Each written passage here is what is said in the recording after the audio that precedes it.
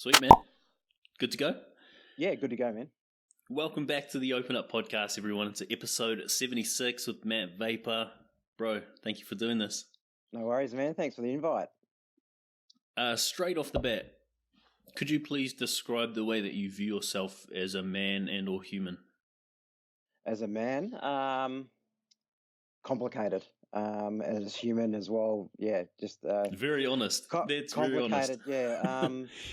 Just as with our lives, like everything's like a rich tapestry of little things that you wouldn't necessarily think are relevant, but they definitely are. And you know, we all have little pieces of our lives that fit in some way. So definitely, and each little piece complicates it a little bit more. So yeah, That's awesome, bro. I love that. I haven't had that answer before, so okay. Awesome. For most of these stories, we start off with childhood if there isn't anything going on, but seeing as your story pretty much starts like childhood, adolescence, did you want to just dive straight in and walk us through it all from there? Yeah, sounds good. So basically, I was born in the 80s, and I was actually born in Melbourne, and was a skinny little kid, funnily enough. And I used to spend most of my days after school and stuff swimming, and I was extremely skinny. So much so that the school actually reported me for being undernourished just because of the amount of exercise that I was doing. Yeah, you could count my ribs. So it's crazy knowing, you know, where I am now and where I've been, knowing that I was actually that skinny. So life there was pretty normal. And then we moved to Perth when I was 9. My father got laid off from his job. And then we moved over here, and I didn't really have anything to do with my father while we were in Melbourne. Like I saw him maybe weekends and stuff, and that was about it. And yeah, when we moved over to Perth, everything just became really unhappy in the house. And it was like my parents had given up.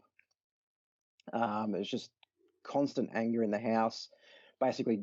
And I had trouble fitting in the new school as well, which sort of made things not that great. So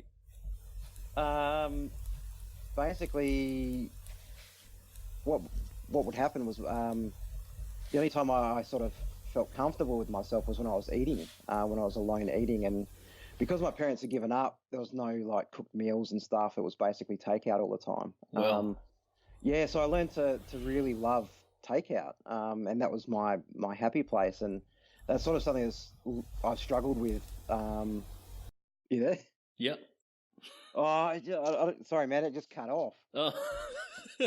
I could still see you the whole time. Oh, really? Yeah. Oh, shit, we might have to start that again, man. I'm just like sitting there like a fool. No, you're all right. Yeah. Is it all right? We got up to the point where you started struggling with food, like as an adult. Oh, yeah. So, yeah, basically, yeah, food became an issue. It was something that I basically took all my frustrations out with, and something that I you know, something bad happened, I'd eat.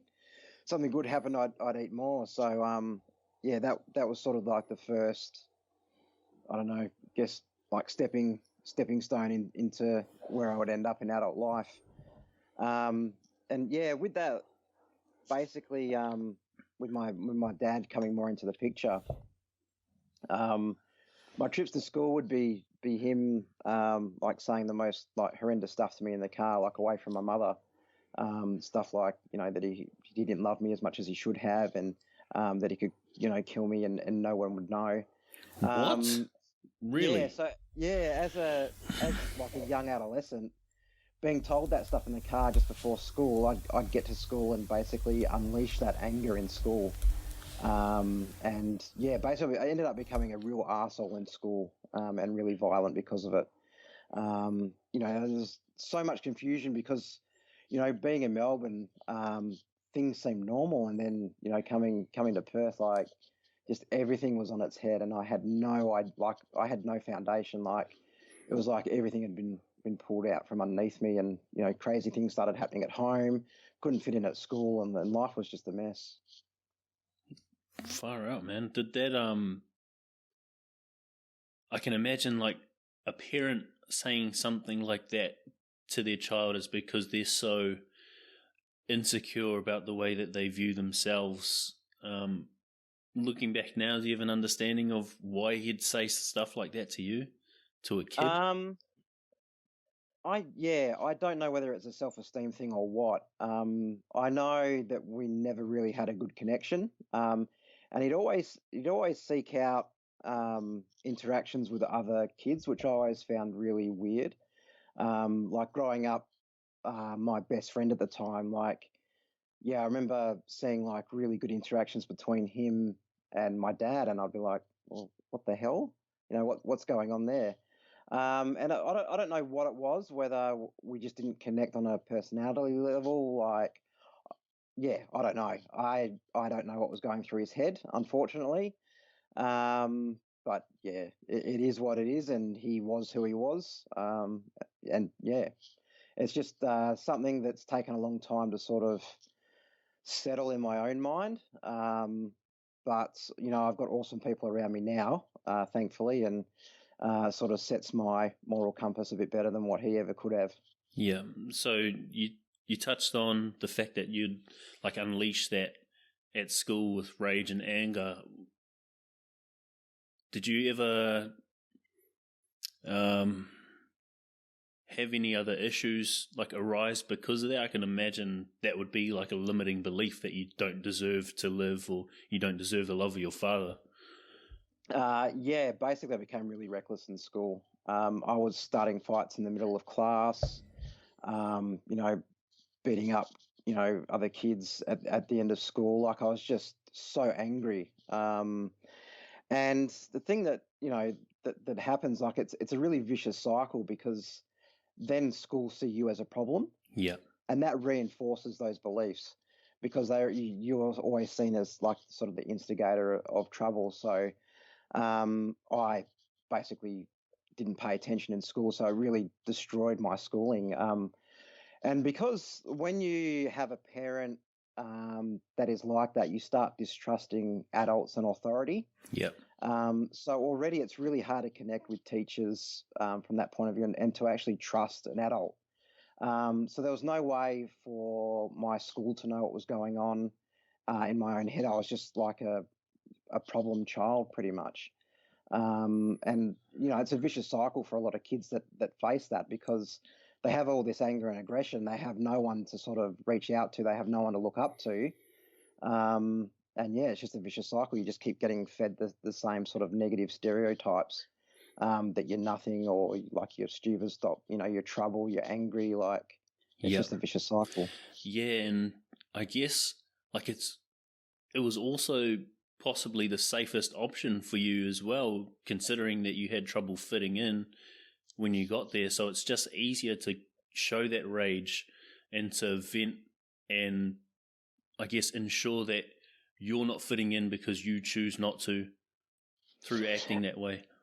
Exactly. And yeah, the last thing that I wanted to be was a target as well, because I was a target at home. Yeah. And I didn't want to be a target at school, so I saw it as a way of protecting myself. If I lashed out first, no one else can lash out at me, sort of thing. So yeah, like I really regret. That's one of my biggest regrets is my schooling, and how I acted in school. But given the grounding that I had and the stuff that was going on at home, it explains it, but it's still a regret. Yep. Have you say this regret there, have you forgiven yourself for the way that you acted when you were younger? And this is more selfish for me because it took me years to forgive myself for being a cheater. So yeah. Wow. Yeah. See, I don't know. Like I know I hurt people, and I mean, for one instance, I hurt a kid so bad he didn't come to school for 2 weeks, and like wow. that still sits on my conscience as a 37-year-old man. Like that's still there, and it's something that I still live with, because I hate violence. Like I absolutely despise it, but for me at that time of my life, it was a means to an end. but I grew up in a town like Rockingham, and I spent a lot of my life there. So I would see the kid that I beat up, you know, pretty much all the time, just around the city and stuff. So um, it's something that yeah has stayed with me all this time, and I wouldn't say that I've actually forgiven myself for the way I behaved. It's something that's still taking a lot of work. Well, I'm going to let you know you deserve to forgive yourself. You're not Thanks, that bro, same yeah. boy, man. Yeah, I know. Because you were this angry guy who was hurting people, did that affect the way that you felt, or what you believed about yourself and what you deserved? Sorry, can you repeat that? Just sort of cut out. Because you were like this angry guy at school who was hurting people to that extent, did that impact the way that you felt about what you deserved or the way that you viewed yourself? Yeah. I mean, I saw myself as a piece of shit. I was getting told that I was basically a piece of shit at home. So, not that I knew what I was doing was reinforcing that stereotype at the time. But yeah, definitely. Like I thought myself to be the worst of the worst. Yeah. And yeah, everything around me, like the school was telling me the exact same thing. My parents were telling me the same thing. So yeah, that's a pretty destructive mix. That sort of anger and self-loathing, being told you're not enough, and then having your comfort be in food. Yeah, exactly. You might as well keep walking us through the story from there, man. Yeah, so I mean, some people have drugs, some people have alcohol. My vice was food, and I guess I ended up dropping out of school when I was 16, and because I hated school, I thought it was just a horrible environment. But at the same time, I always knew that education was really important, and it's something that I ended up fighting for later in life. But I didn't know at the time, but a lot of the hostility at home was because my parents, they were strict Catholics, and my dad was having numerous affairs. Oh, wow. Which I didn't know until later in life, but it explained so much about what was going on and why the household was so angry. But my dad was like a serial womanizer. Like he was just, yeah, he was quite like I remember like going to the movies with him one day, and like he's flirting and chatting up like a single mum at the movies, and I'm just like, what? Um, but I had a girlfriend at the time at 16, and he made like a really disgusting comment about her to me in private. And I had enough at that stage. I was like, you're crossing the boundary, man. So I ended up confronting him in front of my mum, saying, what the hell's going on? Like, why is he saying this sort of stuff? And he lost it, and he wanted to fight me that night. Yeah. And I refused to fight my father. I thought that was fucking ridiculous, to put it bluntly. So I was basically started packing my stuff there and then to leave. My mum was pleading with me not to go, but she was also siding with my father, and I couldn't believe what was going on. So I ended up leaving that night, and the last memory I have of leaving the house was basically hearing the door slam shut. And I ended up couch surfing for a while. I definitely didn't want to go back home because of my dad was always saying that he could kill me and nobody would know. Yeah. And just the fact that he wanted to fight me that night, I knew that, he has completely lost it. So there's no way I could go back home.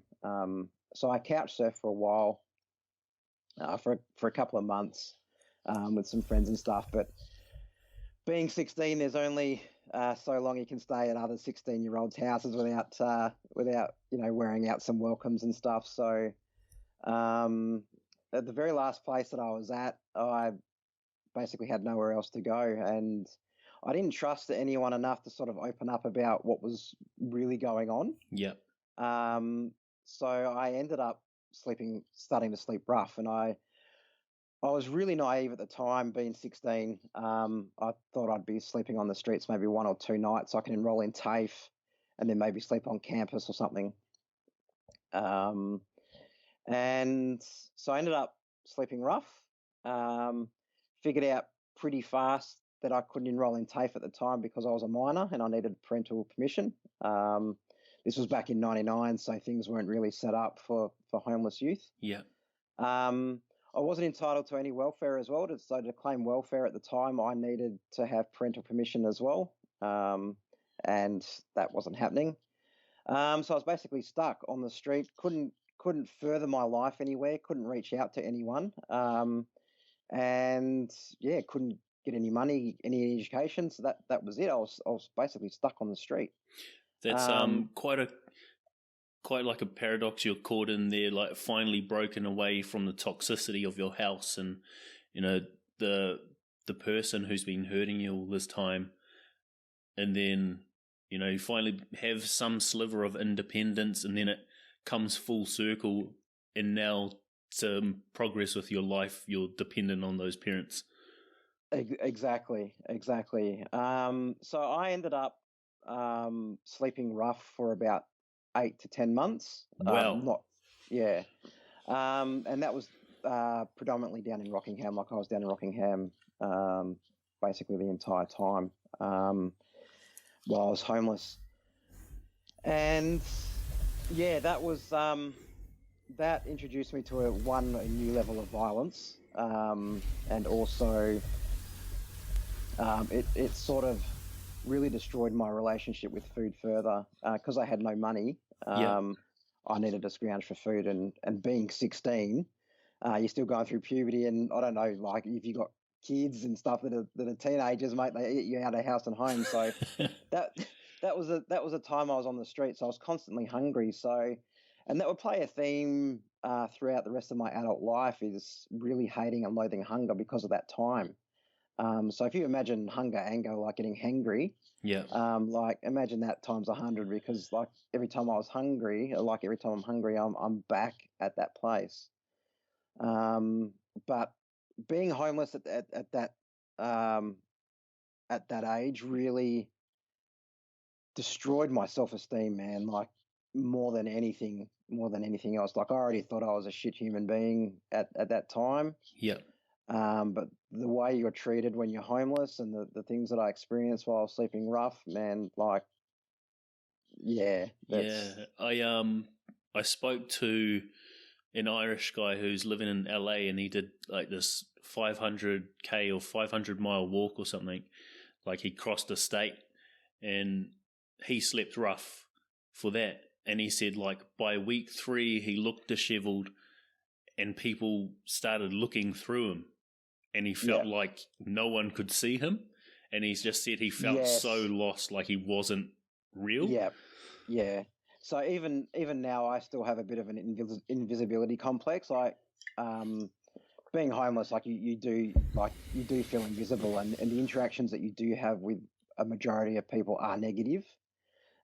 So you either feel like shit or you feel like you're invisible. And to this day, still, like if people don't sort of acknowledge me, like I'm back in that place. Wow. Feeling invisible. So it's something that's stayed with me, and it continues to. Did that relationship break down before you like became homeless or began sleeping rough? Sorry, what was that? Did that relationship? You said you had a girlfriend before you, and that's like the reason you left home. Did that relationship break down before you started sleeping rough, or during? Yeah, pretty much. Her parents believed that I was a lost cause because of what was happening. I was couch surfing and stuff. So that relationship ended up finishing pretty abruptly. That's a tough position to be in. Like you left because of that, doing what you thought was right, like in a way standing up for your partner, and then to put yourself in that position and to have her back away because her parents thought you weren't enough. Geez, man, that's just Yeah. solidifying that belief.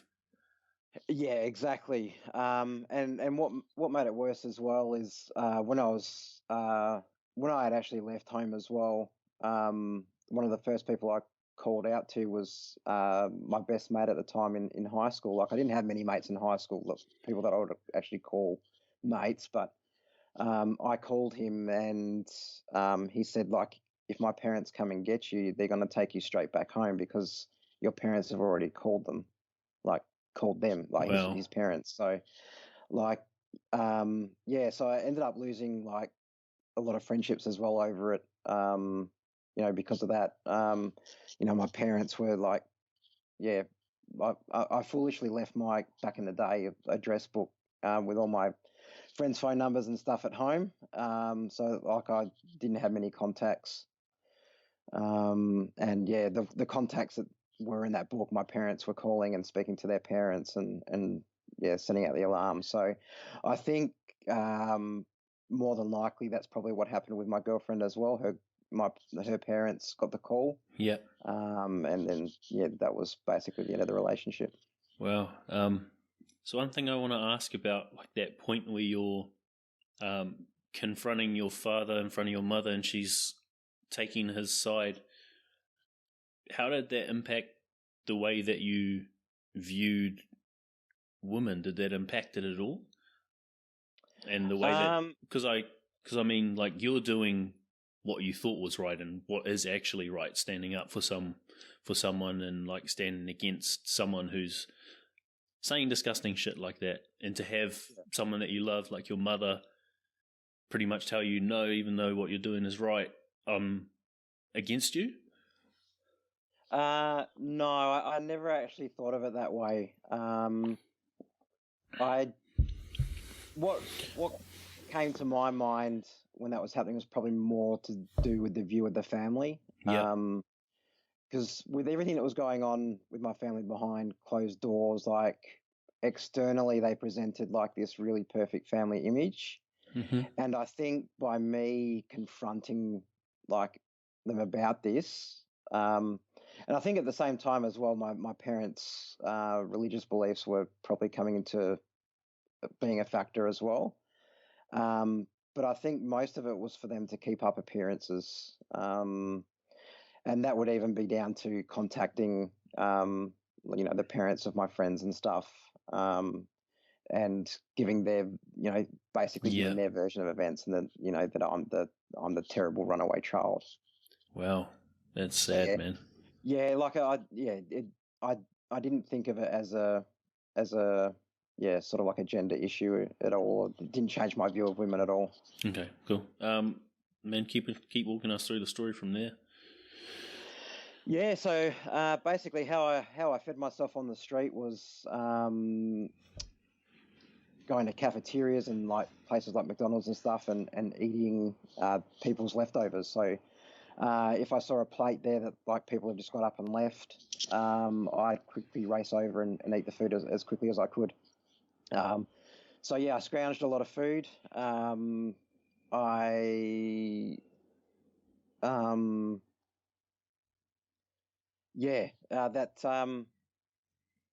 That actually taught me a lot, just about my relationship with food, like later on in life, because those experiences taught me like basically two things: to constantly, fear hunger, like I mentioned before, but also to eat as fast as I could as well, Wow. to sort of get that fix. So yeah, later on in life, that really destroyed my relationship with food. And the thing is, food was one of the reasons why I ended up, funnily enough, getting off the street. I'd been on the street, I think, 8 to 10 months. Like the time period's actually a bit fuzzy, but I got to a stage where it was like a Thursday night, and I was looking for food. I was absolutely starving this night, probably more so than any other night on the street. Like it was, after 10 months, like it was just like it was destroying me. And a group of four guys came up to me and said, "Oh, we've got we got some food at our place if you want to come. It was Thursday night, Rockingham Shopping Centre. I was like, yeah, okay. Against my better judgment, normally I wouldn't have done that, but I was just so hungry. I just wanted food. And then to get to their place, we had to go through a park. And basically, when we're in the middle of the park, they jumped me pretty bad. They beat the living shit out of me. They threatened me with a knife. The last thing I remember is them trying to actually force me to do a sex act on one of the other guys. Wow. And yeah, I fought back at that stage, and they knocked me unconscious. Luckily, they didn't stab me with the knife that they had. But I came to, and I was really out of it. I had a concussion, which would be diagnosed later on, and I was bleeding from my head. And somebody had noticed what was going on, and they must have called out to our house and called the ambos. And my memory of that incident, like it's very flashy. Like I remember the period up until I got knocked out. I remember sort of coming to and feeling really rough and not knowing exactly where I was. And I remember the paramedics coming and being, 8 to 10 months homeless. I was in a pretty bad state, and I remember one of the paramedics saying, "Just be careful, you don't know what he's got or where he's been," when they were treating me. And that was like the final nail in the coffin. Like I'm at the lowest point. Like there's no lower I could get, and I'm getting judged by people that are supposed to, be there to help me. And they left me there. The paramedics left me there. I just remember them not being there. I'm not sure when they took off or what the circumstances were, but I just suddenly remember them not being there after remembering them saying that.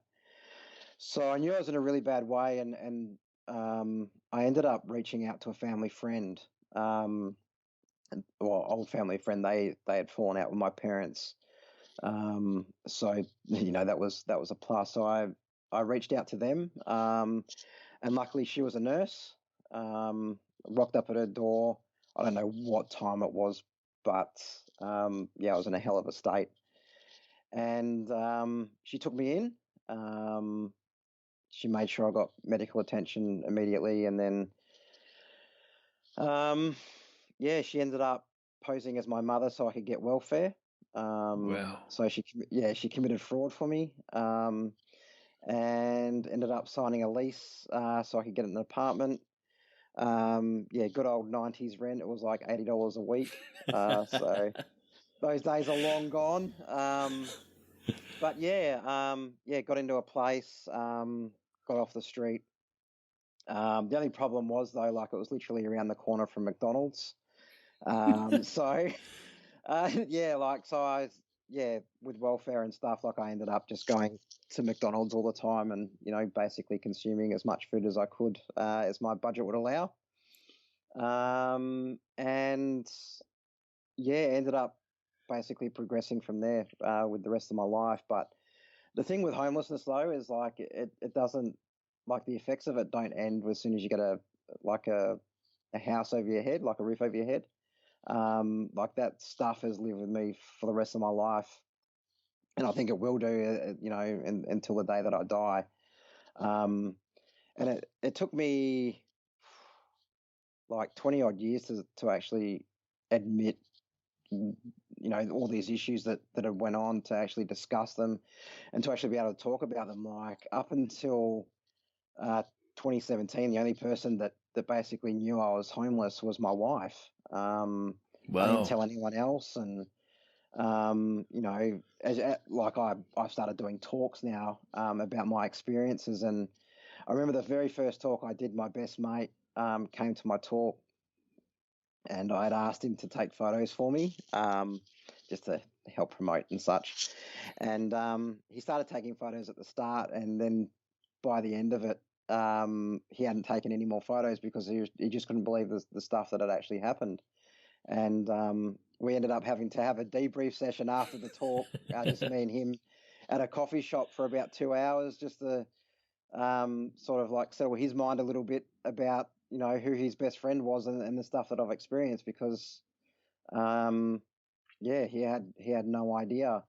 And what makes it worse is it's really awkward to open up to a mate that you've had for 7 odd years and say, oh yeah, by the way, I was homeless, and this is what I faced, and this is the stuff that I'm combating. So it was good in a way, because there's no way, I had no idea how to approach that subject with him. So it was good that he actually showed up to the talk. It's awesome, man. So in that moment, like after you've just been beaten and you realize that the paramedics aren't there anymore, do you remember, because that's like that could be such a like low vibrational, like emotional anchor, do you remember how you felt and what you thought about yourself? I was completely distraught. I felt like human filth. I it's funny because as a way to survive, you sort of isolate yourself from everyone else. Like, you sort of put yourself in a little bubble. Like, although I was homeless, when I was seeing other homeless people, it wasn't like I was saying like they were my peers. It was like, even though I had to protect myself from them as well, and not be a target, but also sort of like thinking that, not that I'm not one of them, but I'm not as bad as them for some reason, like whether that's my naivety or, but that's at that time when the paramedics said that, that was when I was like, well, they just think I'm some sort of junkie. Like, they just think that I'm nothing, and that, I wasn't even worth like a trip in the ambulance to the hospital to make sure, to get me sorted. And I was just like, well, like, what else can I do? Like, I'm literally going to die out here on the street, and no one cares. So how do you go from that point to having the courage to seek help? Like, considering that you've reached out to family of friends and they've pretty much said like, no, we're going to take you home anyway. Yeah. The reason why I reached out to this person in particular is because I knew they had fallen out with my parents. So Okay. I knew that, I knew that they wouldn't take me back. But I also knew that I needed medical attention, and knowing that she was a nurse also furthered the fact.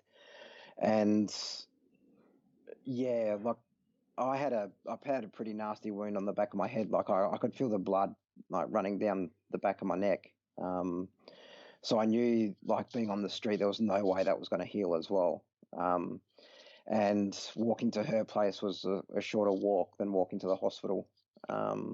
So yeah, it was just I don't know, I guess a calculated risk for survival. Like, if she did end up taking me back to my parents, then so be it. But at least I'd be getting medical attention, and then if I needed to, I could take off again. Like, yeah. Wow, man, it's really sad to hear that. The fact that like a human being is being treated like a stray animal, even worse than a stray animal. Yeah. It's something that I can put into perspective now, when like 20 years have passed, whether they've had, it might have been a directive at the time because the paramedics had been attacked by homeless people, or, whatever the reason was. Yeah. And I'm sure there's other reasons behind it, as to why they left me. But at the same time, it's just that not knowing why it was done. And I've got friends now that are paramedics, and mate, they're the best people that I friggin' know. Most supportive, most lovely people, and And I know that they'd be horrified at that as well.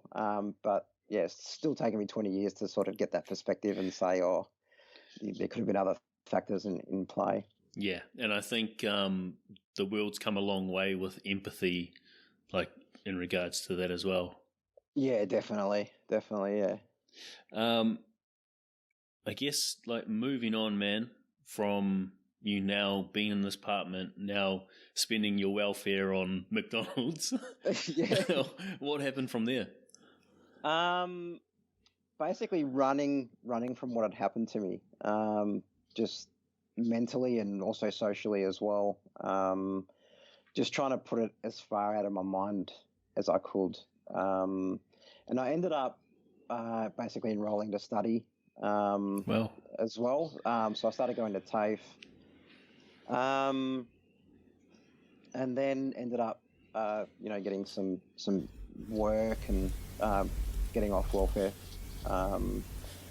So I always knew that there's always been I don't know whether it's a way of me pushing away where I had been, but I've always been extremely motivated to sort of push myself, whether it's academically or in other ways, to try and be like the best that I can be.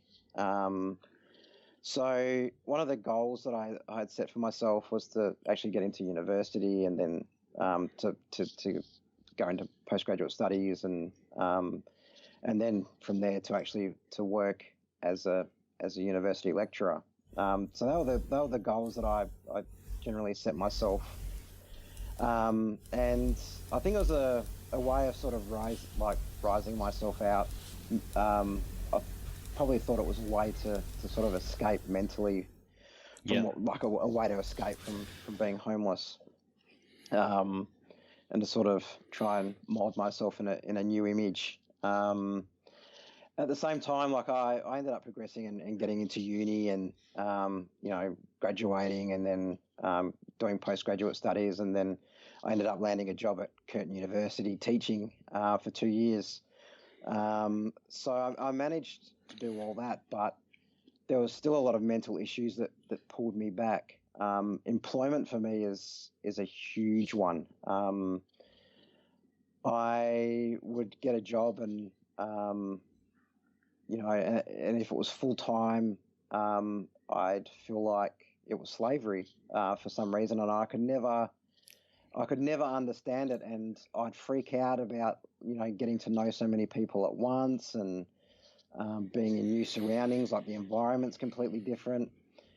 And I would rattle my mind for years and years of why I was like that, and it wouldn't be until that I actually started confronting my past, and what I went through, not having any grounding, as an adolescent, and being homeless, that I actually realized, okay, yeah, this shit's connected.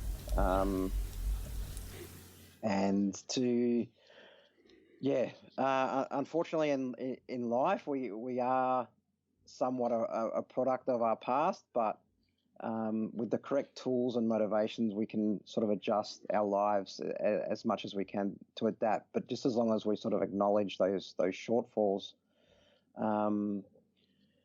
So although like I'm extremely qualified, and like I've taught at a university level and stuff, like there's still a lot of mental stuff in play in the background that will always be there. And I've now come to terms with that, and I know that I need to work within those parameters to actually be a competent human being. Yeah. In the 21st century. Got a couple questions about that. Going from someone who didn't fit in at school, who became homeless, obviously like putting yourself in a bubble to protect yourself, like physically and your ego as well, like you're talking about. How did you go socializing when you, I guess, return to like the working world? Because like you said, it was hard for you to get to know a lot of people, but I feel like just the fact that you've been in isolation for so long, seclusion, would make it hard to socialize. Yeah, I I don't have like I didn't have many friends during that period. Like there were at one stage there was like a strong core group of friends that I connected with afterwards. But after that, yeah, there wasn't.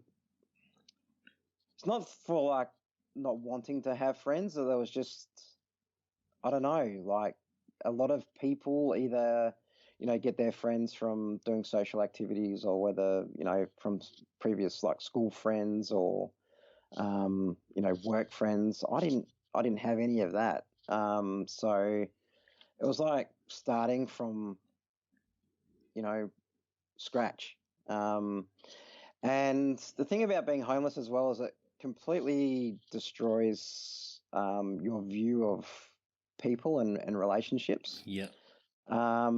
So I went through a stage there where I'd make friends and lose friends, and what I put it down to now with hindsight is I was very intense in those friendships because I had no way of being otherwise. In what way? Just very clingy, I think. Oh, okay. And yeah, like I don't know, it's like I wanted to belong Yeah. and have these connections that I never really had before. So it wasn't until like I got well within my 30s that I was like, okay, I need to put the brake on a little bit. Like I'm too clingy. Like I need to sort of readjust my boundaries in regards to friendships and relationships.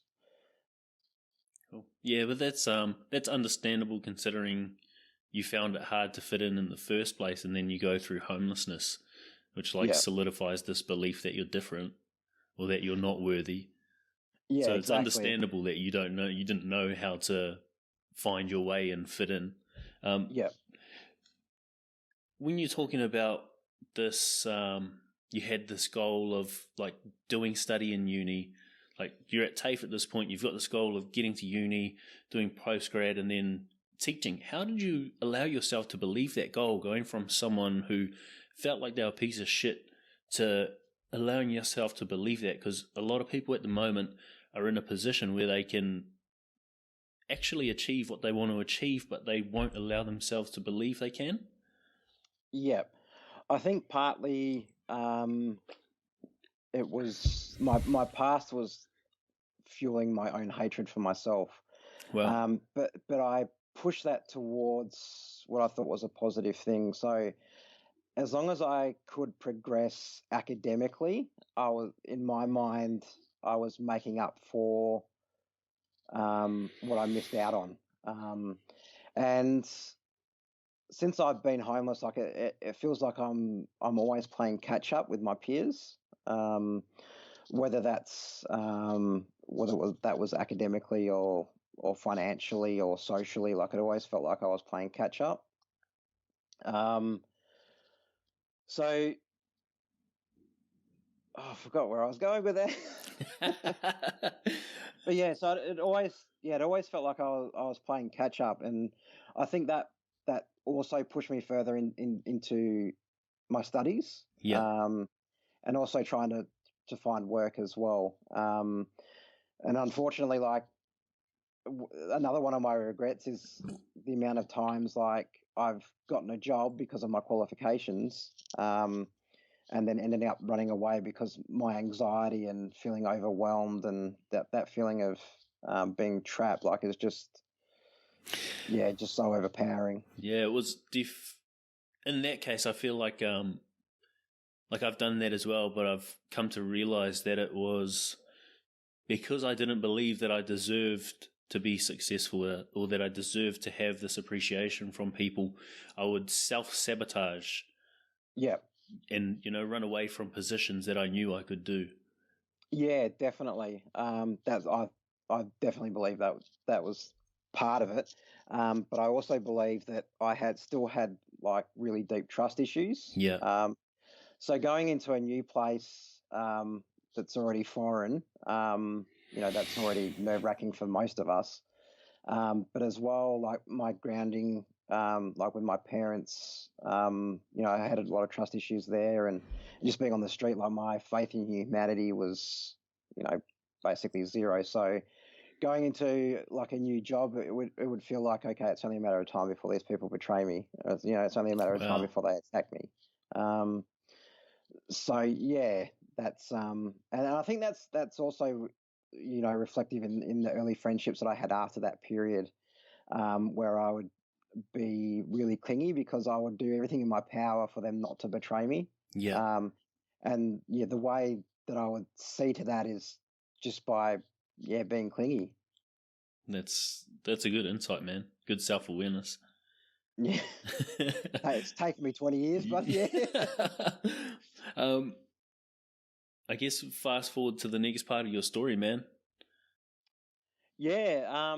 So although I was basically pushing myself academically as far as I could, my issues with food just remained. And I do everything in my power never to feel hungry. And there's a photo that I've got on my social media of like an order that I'd generally get from McDonald's, and it was just my way to escape everything. And the amount of calories that I would consume in a single day was astronomical. And I got to a stage in my life where I hated myself that much that I was like, I got to change. Like, I have to change. And that ended up basically going to the gym like all day. Well, not all day, but like every day, sometimes 3 times a day. This was back in 2012. Yeah. And that sounds like a really positive thing to do. That's what we're told. Like, if you're overweight, exercise. Get off your ass and do something. So I thought, yep, I'm doing it. So at that stage, I was about 180 kilos, and just started going to the gym. And I ended up getting down to about, I think, 95 kilos.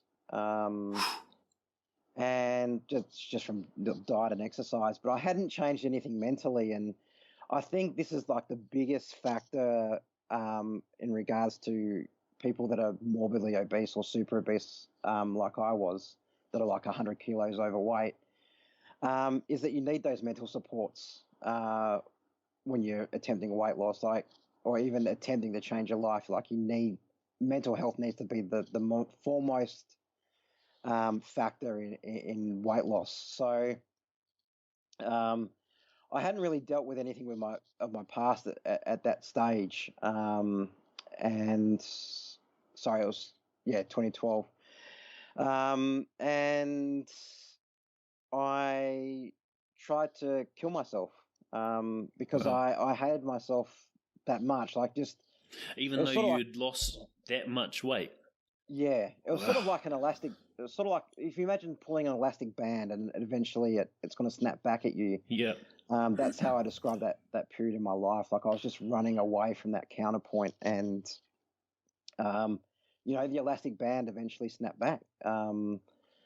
And at the time, I remember, thinking to myself like, oh, it's probably like a really good time to kill myself because I won't need a large coffin. Like, that's the thought that was going through my mind. Like, I'm actually looking good, so people won't judge me when they come to my funeral.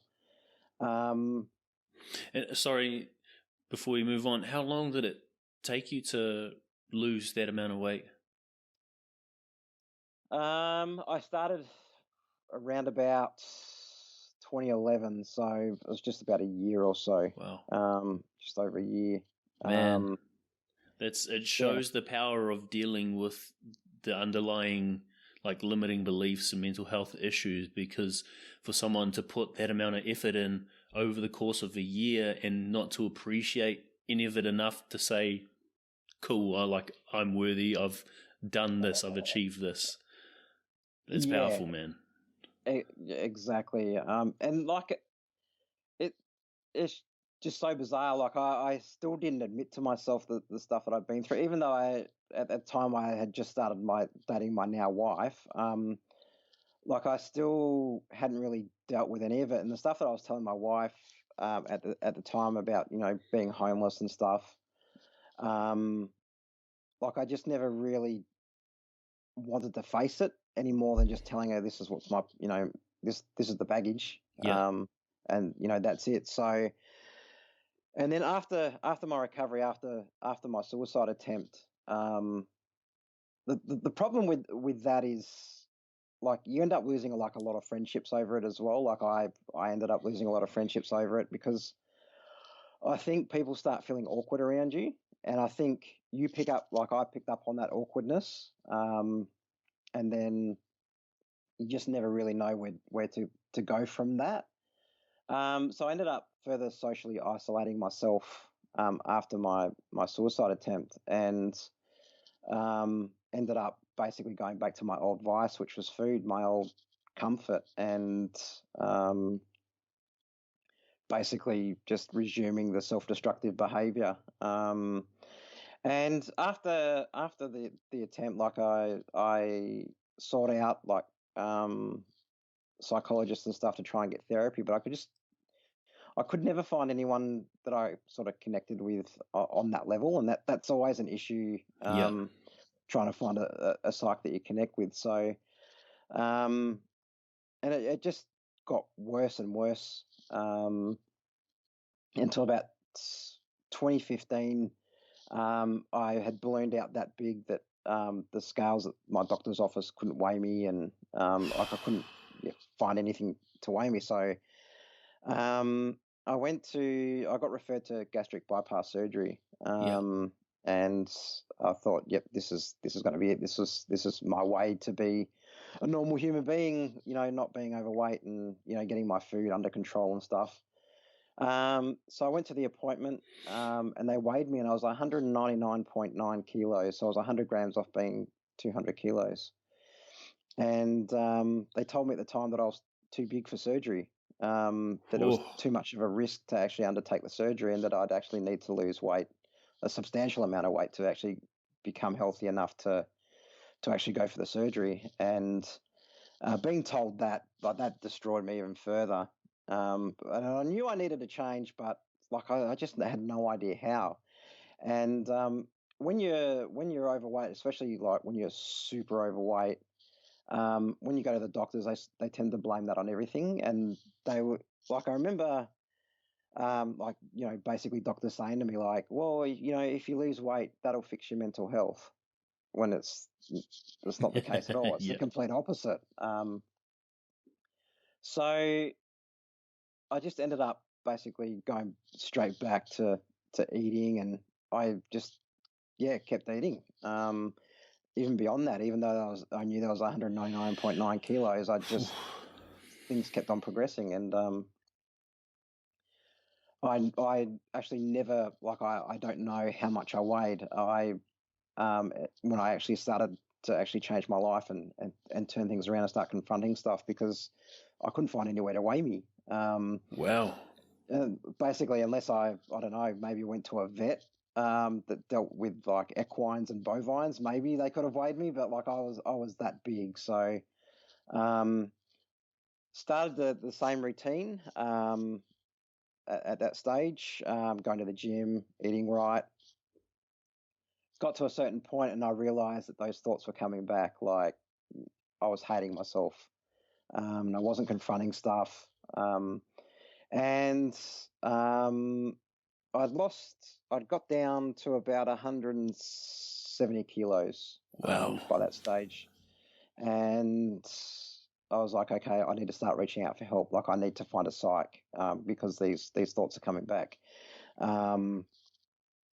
And I ended up finding a psych, and she's the psych that I've got to this day. Like, she's a friggin' phenomenal person, and she, like, the amount of trust that I have with her, in regards to opening up about my issues, is basically one of the main reasons why I'm on the path that I am today. And started basically discussing things like that I had run from, like my homelessness, my relationship with my parents, the violence that I faced, and started getting that stuff all sorted. And then once I had my mental health sorted, like plans in place to actually get my mental health right and start confronting and dealing with stuff, I was actually able to lose weight healthily and start feeling okay about myself. Um, and then, yeah, so at the moment I'm down to about 130 kilos. So I've got a goal of hitting 99 kilos just to get underneath that 100. But I've been at 130 now for about a year, which is really grindy. But I'm just keeping on with pushing with my mental health and my physical health and my physical fitness, and weight loss will come eventually. But I'm in a position now, thanks to finding that psych and thanks to having an amazing wife, that I started my own company, sort of fixed the problem of my employment issue, and becoming my own boss, and start talking about my issues of homelessness, domestic abuse, my addiction to food, and yeah, I'm in a much better place mentally That's and awesome, physically man. as well. It's amazing to hear. And although you've fixed your employment issue because you had that trust of like the people you worked with, in some ways, like you'll have to work through that as well with yourself because Yes, you have to trust yourself and what you're doing every day. Yeah, exactly. And I mean, the thing with mental health as well, like it's stuff that I'm going to have to live with for the rest of my life. Like it's not something that's ever going to be quote unquote fixed. And I think it's really important for people to understand that mental health is always going to be a journey, and it's going to wax and wane. Like you're going to have down times, and you're going to have like really, really positive times. And one of the things that I'm doing now is working with Lifeline, because when I actually, like, while I was on this journey, like I actually reached a really low point, just from having I suffer from PTSD, so I was getting like constant PTSD attacks and nightmares and stuff, and anxiety, and I ended up reaching out to Lifeline last year. So I was well on my journey. But it's about raising that awareness, like, okay, mental health, like if you have like mental health issues, it's something that you're going to have to manage all the time. You're going to have to keep on top of it. You're going to have to like learn along the way, and basically keep on top of it for the rest of your life, because it's like your physical health. Like it's something that you constantly have to maintain, and it's something that you have to work on. Yeah, and like the deeper you go into that low vibration emotion, like the further you go into the depths, you just keep resetting your baseline. So no matter how far you go into euphoria and ecstasy, contentment or joy, you can always return back to that lowest low that you've been to. Exactly, and that's exactly right. And the problem is, like, once you start feeling better about yourself, it makes those lows a little bit lower because you've got that to compare it to. Yeah. So you just have to keep that in check as well. That's awesome, man. So knowing that you've got to this point where you now are working with Lifeline, you're now helping people change their lives by sharing your story, having done all this work on yourself, knowing your goal is 99 kgs, to go from 199 to 99, when you get there, do you feel like you'll be able to appreciate your effort? Yes. Yeah. Like I appreciate the effort now. There's times where I look at photos, particularly like old photos of myself, and I'm like, holy shit, like I can't believe I used to look like that. So it puts a lot of things in perspective. And also because I'm sharing my journey so much on social media now, whether in regards to domestic abuse or homelessness, or like my weight loss journey, the amount of people that have been reaching out to me, saying that I've actually helped them confront whatever issue that they're faced with, like it's like, holy shit, man, like you're actually doing something really positive, and you should feel good about yourself, like you're actually changing people's lives, which is something, that it makes all that shit that I went through when I was younger, like it makes it worth it. Like it puts it into a place where it's not that I'm glad that I went through it, but I've got an appreciation for the stuff that I went through, and can use it for a positive end, because there's a lot of people out there that have gone through a lot of shit, constantly struggling with it, like I have. And yeah, to be able to just basically reach out and give them an arm and say, look, man, like shit can get better. That's awesome, man. Yeah, thanks. And that I feel like now, especially that you're sharing and you've got these people reaching out saying thank you, it gives that weight loss more of a purpose. Like it's a more genuine and authentic like purpose to it, instead of it just being an escape from being overweight and feeling really shit. Yeah, definitely. Okay, man.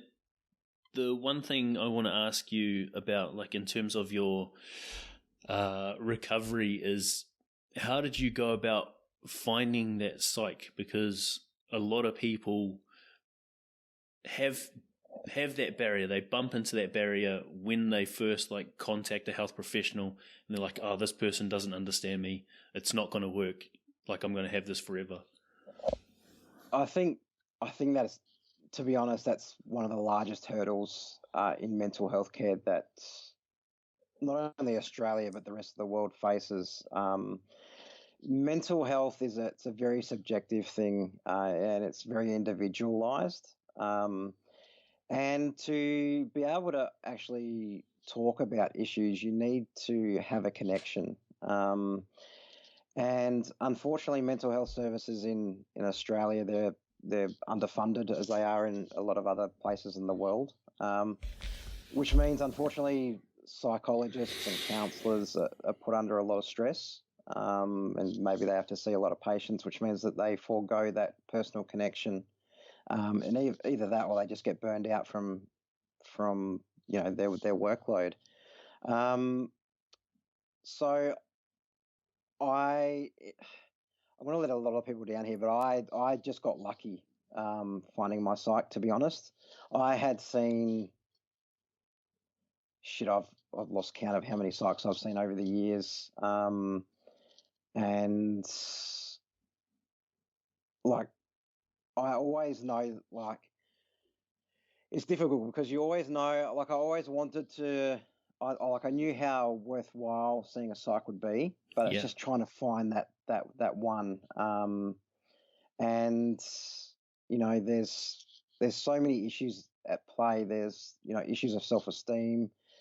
There's issues of expectation, like for it to, you expect the psych to be a savior, and it's just a huge hurdle to get over. And unfortunately, there's no easy answer. Like I'm thankful that I found the psych that I have, but I really wish there was an easier way to say that there's an easy option there for people to actually find psychs that they relate to. There needs to be like a Tinder for psychs or something like a. Yes, I love that.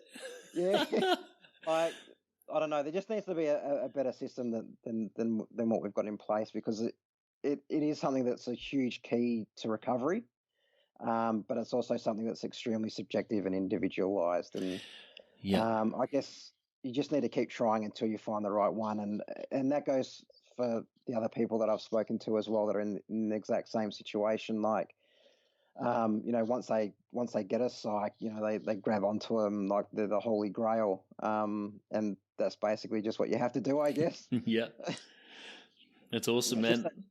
Just a matter of, I guess, you just got to keep trying, and it's worthwhile. Like, and you say you're lucky, but considering you said you went through a bunch of psychs, I'd say you're being humble, because like you persevered enough to finally find the one who fit you.